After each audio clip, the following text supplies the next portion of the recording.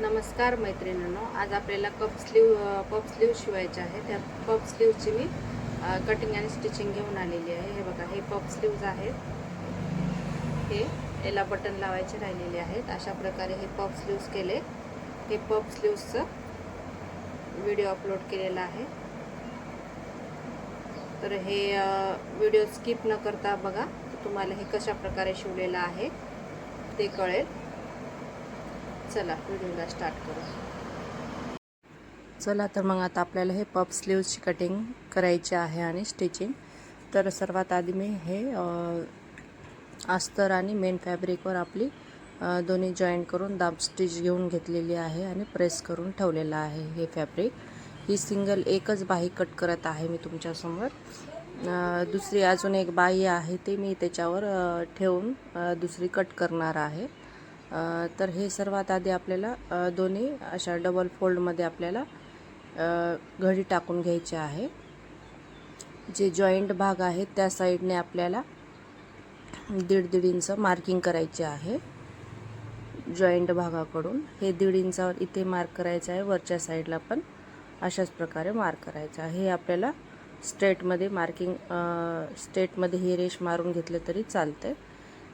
आता हे 1.5 इंचावर ही मार्किंग झालेली आहे. आता आपल्याला लेंथ घ्यायची आहे स्लीव्सची लेंथ 8.5 इंच आहे. तर आपल्याला त्याच्यापेक्षा अर्धा इंच वाढून घ्यायचं आहे.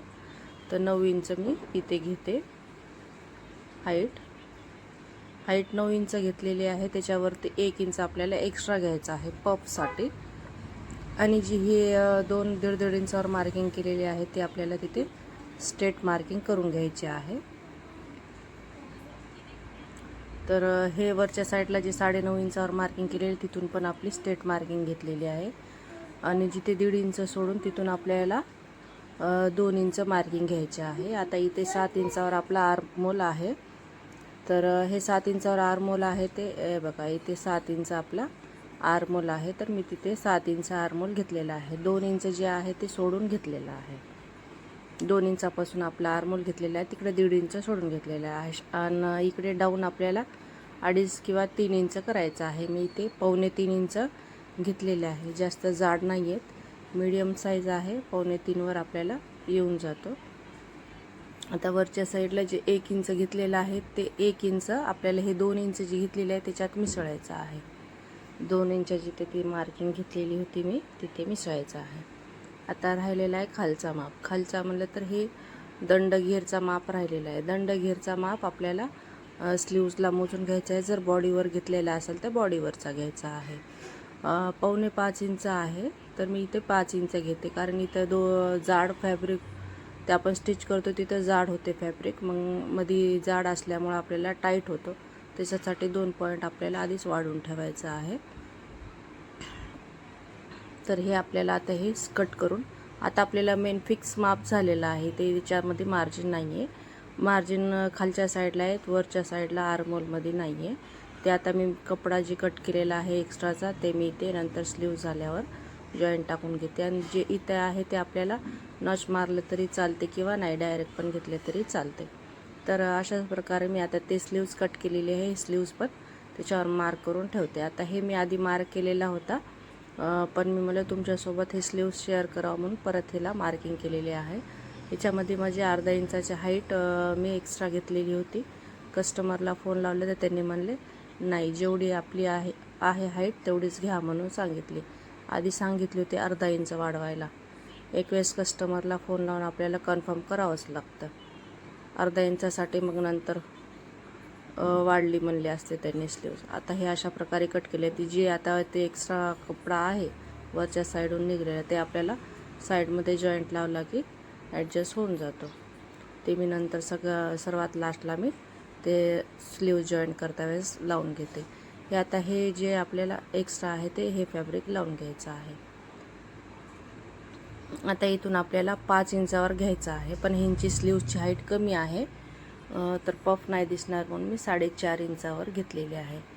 आपल्याला 5 पण घेतले तर चालते. मग स्लीवची हाईट 8.5 इंच आहे. 10 इंच असले तेव्हा तुम्ही 5 इंच घ्या. अशी कमी हाईट असले त्यांचं कमीच घ्या. आता ह्या प्रकारे 4.5 इंचावर जे 1.5 इंचाची मार्किंग केलेली आहे तिथे आपल्याला स्ट्रेट एक मार्किंग स्टिच मारून घ्यायचे आहे. आणि हे आहे 2 साईडला डिवाइड करायचं आहे. जी मधली मार्जिन आहे ते 2 साईडला डिवाइड करायचे, एका साईडला नाही, दोन्ही साईडला. आता हे सेंटरमधून आपल्याला इथे स्टिच घ्यायचे आहे. नाही घेतले तर खालच्या साईडला एकदम तिथे पण घेतले तर चालते, पण मधल्या साईडने आपल्याला इकडं तिकडे होऊ नये म्हणून हे सेंटरमधून एक स्टिच घेतलेली आहे.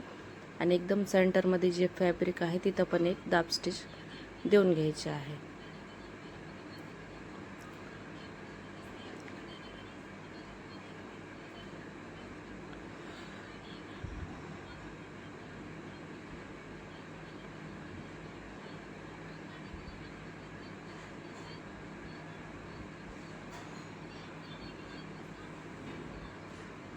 इथे सेंटरमध्ये ते पण एक दाब स्टिच दिलेली आहे. आता राहिलेला आहे आपल्याला पफ घ्यायचा. जे आता शेप निघते त्याच्यासमोरच आपल्याला घ्यायचं आहे प्लेट्स.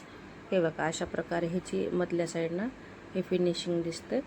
हे आता जे फोल्ड होतं आहे ना तिथून घ्यायचं आहे, पण मी थोडंसं तिकडल्या साईडनं दुरूनच घेते. अशा छोटे छोटे प्लेट्स घ्यायचे, एकदम छोट्या, तर ते व्यवस्थित. एक मोठ्या नाही घ्यायच्या, छोटी आपली 2-2 पॉईंटची एक उचलून घ्यायची आहे. आता जिथे नॉच मारलेलं आहे तिथपर्यंत तिकडून इकडल्या साईडला, बाकी मग इकडून तिकडल्या साईडला, उलटी साईडला, अशा प्रकारे 3 किंवा 4 प्लेट्स येतात. छोट्या ओपनरच्या साहाय्याने आपले छोटे छोटे प्लेट्स घ्यायचे आहेत. अशा प्रकारे हे प्लेट्स घेतलेले आहेत. हे बघा अशा प्रकारे हे पफ येतो. आता इथे आपल्याला हे एक स्लीव्ज रेडी झालेला आहे, बघू शकता. वरच्या साईडला जसा पफ येतो तसंच मधल्या साईडने आपल्याला हे पफ येत दिसतो.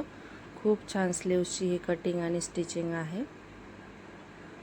आता आपल्याला इथे बटन लावायचे आहेत. एक लावू शकता किंवा 3 लावू शकता. आपण इथे 2 किंवा 3 बटन लावलं तरी चालते. आता माझ्याजवळ इथे ड्रॉपमध्ये जे बटन होते मी तिथे तेच लावून दाखवलेले आहे. वेगवेगळे आहेत ते. आता तुमच्या प्रकार एकच लावायचे आपल्याला, एकच पॅटर्नचे 3 बटन किंवा 1 बटन, 2 बटन, जे ठीक वाटेल ते लावू शकता तुम्ही.